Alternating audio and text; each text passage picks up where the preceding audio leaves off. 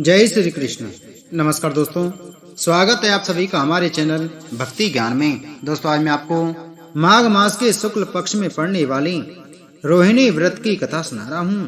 पौराणिक कथा के अनुसार प्राचीन समय में चंपापुरी नाम का एक नगर था।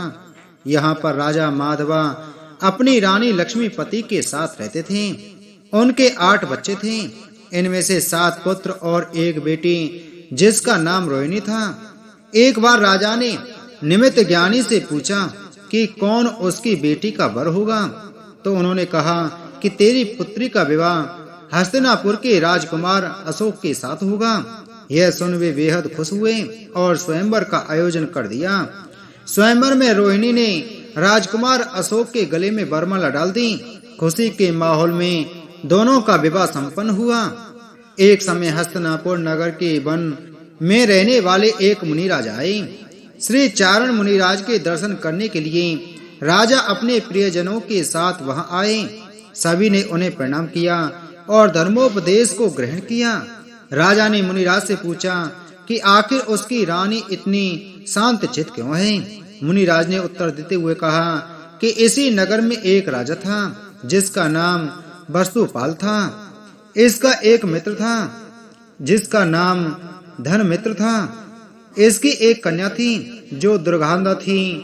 धनमित्र हमेशा परेशान रहता था कि उससे क्या होगा और उससे कौन विवाह करेगा। धनमित्र ने अपनी पुत्री का विवाह अपने मित्र के पुत्र श्री सेन के साथ धन का लालच देकर कर दिया, लेकिन उसकी दुर्गंध से परेशान होकर वह 1 महीने में ही उसे छोड़ गया। इसी दौरान अमृतसेन मुनिराज नगर में विहार करते हुए आए। तब धनमित्र अपनी पुत्री दुर्गदा के साथ उनकी वंदना करने गए। उन्होंने अपनी पुत्री के बारे में पूछा। तब उन्होंने कहा कि गिरनार पर्वत के पास एक नगर है जहां राजा भूपाल का राज्य है। उनकी रानी का नाम सिंधुमती है। एक दिन राजा अपनी रानी के साथ वन क्रीड़ा कर रहे थे। तब रास्ते में उन्होंने मुनिराज को देखा।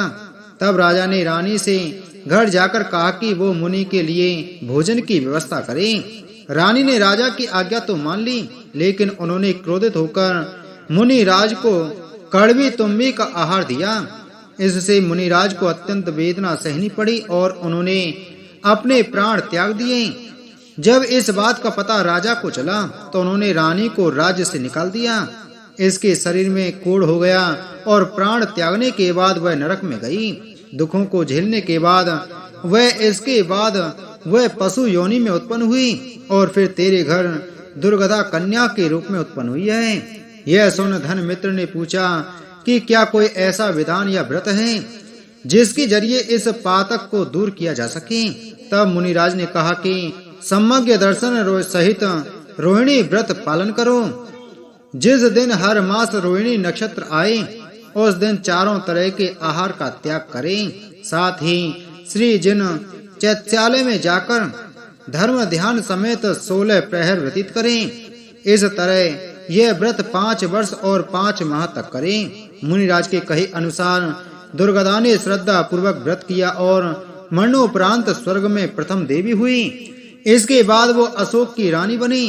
तब अशोक ने अपने बारे में पूछा तो मुनि ने कहा कि उसके पिछले जन्म में वो भी भील था और उसने एक मुनि का उपसर्ग किया था, इसलिए वह मरकर नरक में गया। फिर उसने कई योनियों में भ्रमण किया। फिर उसके बाद उसने एक वणिक के घर जन्म लिया जिसका अत्यंत घृणित शरीर था। फिर एक साधु के कहने पर उसने रोहिणी व्रत किया, जिसके फल स्वरूप स्वर्ग प्राप्त कर वह हस्तिनापुर का राजा बना। फिर उसका विवाह रोहिणी से हुआ। तब से यह मान्यता है कि राजा अशोक और रानी रोहिणी ने रोहिणी व्रत के प्रभाव से स्वर्ग आदि सुख भोगा और मोक्ष को प्राप्त किया। ऐसे ही जो व्यक्ति पूरी श्रद्धा के साथ यह व्रत करेगा उसे सभी सुखों की प्राप्ति होगी। जय श्री कृष्ण। ओम नमः शिवाय।